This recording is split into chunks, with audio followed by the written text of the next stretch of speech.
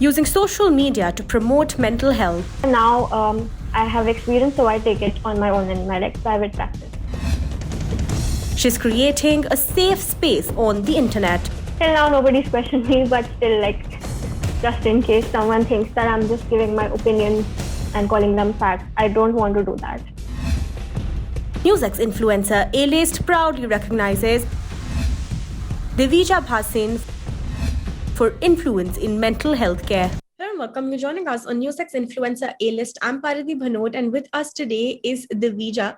Now, Divija Bhasin is a therapist by profession, but what she's doing on the internet is that she's reaching out to a much younger audience and helping them familiarize and normalize themselves with therapy. Firstly, Divija, thank you so much for joining us on NewsX Influencer A-list, and welcome to the show. Thank you for having me here. All right. So, Divija, what kind of content do you put out on the internet?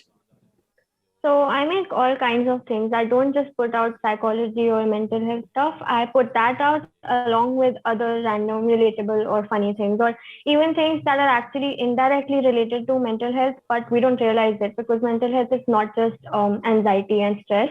It's way more than that. It's also about our family systems and about our education, even like abuse, things like that. So I try to make it a little simpler and a little relatable and put it out there based on trends also, so that people watch it. And it's like entertainment and education together.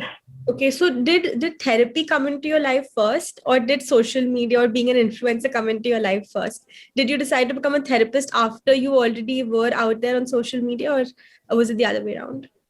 No, I've always wanted to be a therapist. Like I've been studying psychology since class 11. And I started out on TikTok last year, and I just used to make random videos and sometimes psychology videos. So I was just doing it for fun because of the lockdown. And then I kind of started gaining a following there. And then I was like, okay, people like this, and I'm not that bad at it.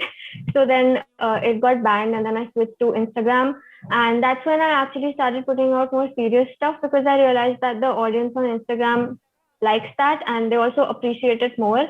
I tried on TikTok, but it didn't really work that well there. Here, it's like my audience likes both.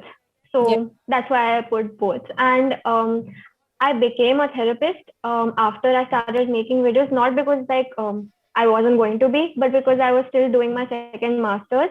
And while making these videos, I started working with another clinical psychologist under her, and under her guidance, I took sessions, and now I have experience, so I take it on my own in my private practice.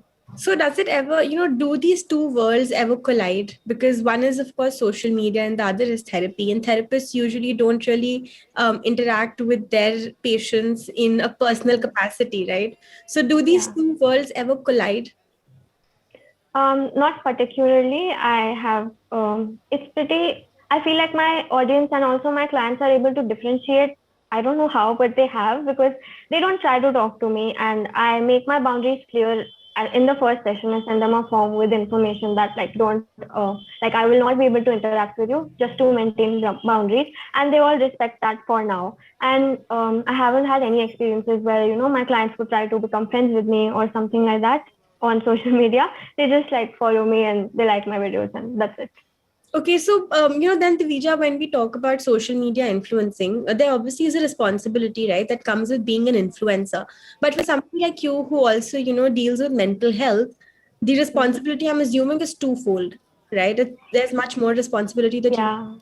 So how do you deal with that? Do you have to be extra cautious when you're putting out content, because there are people that are following you, that are looking up to you, not only as an influencer but also as a mental health professional? So I do have to be, I think, extra careful compared to other influencers, because I feel like people are looking up to me to give the right information. So every time I put out anything serious, I make sure to read a lot about it, and only then when I read research papers, not just random things on websites, so that it's properly verified. And also, in case someone questions me, I can always give them the research paper. Then till now nobody's questioned me, but still, just in case someone thinks that I'm just giving my opinions and calling them facts, I don't want to do that. Yeah. And so, when you talk to your when you talk to, let's say, your followers, because a lot of social media is also interacting with the people that you're creating the content for, right? um, do you interact with your followers as much? Do you respond to them, or do you not, because you don't know who might reach out to you for a session later? How does that work?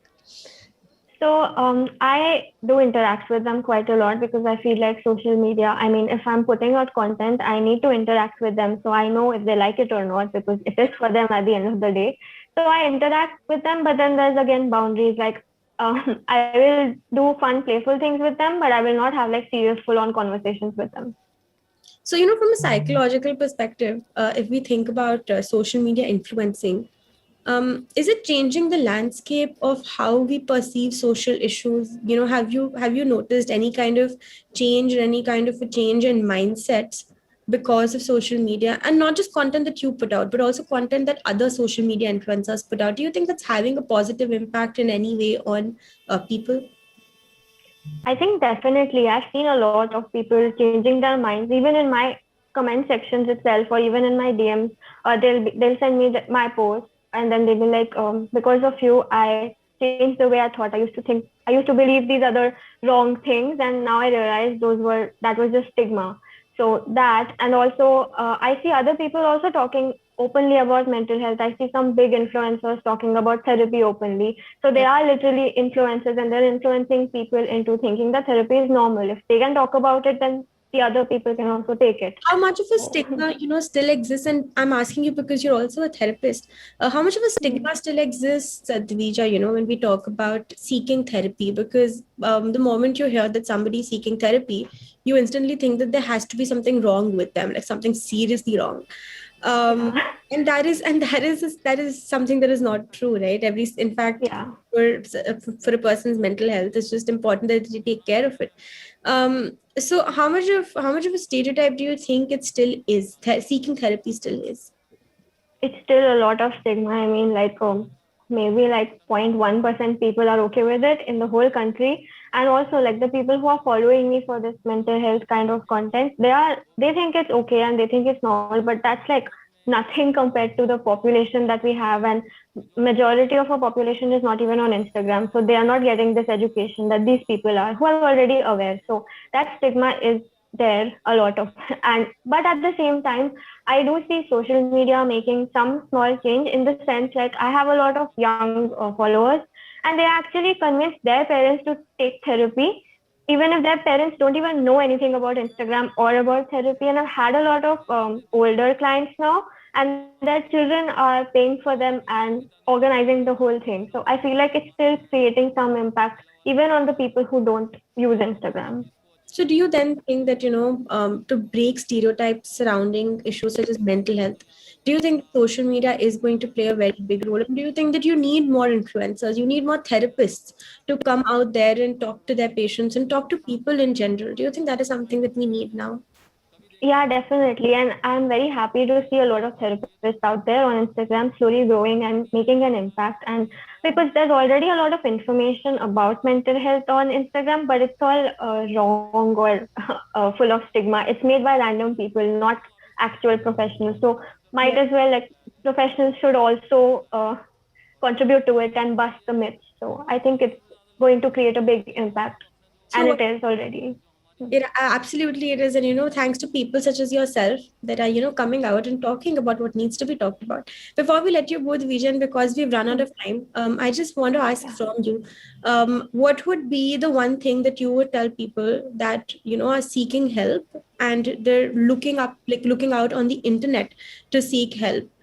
What would you say to them? Because God, I mean, we know there's so many such people that open their Instagram and they look for some kind of positive content or some kind of help when it comes to their mental health. Yeah. What would you say to such people? So I just say that if you do seek help, please make sure that you're going to an actual professional, because there's a lot of people on the internet who claim to be psychologists who haven't even done a single degree in psychology, and that can really harm you. I've had clients tell me that happened to them. So please make sure to see if they've done at least an MA in psychology. That is the bare minimum that they can do. All right, awesome. Thank you so much, Duija, for being with us. It's been an absolute pleasure to have you, and more power to you in the work that you do. For more such videos, subscribe to the NewsX YouTube channel, hit the bell icon.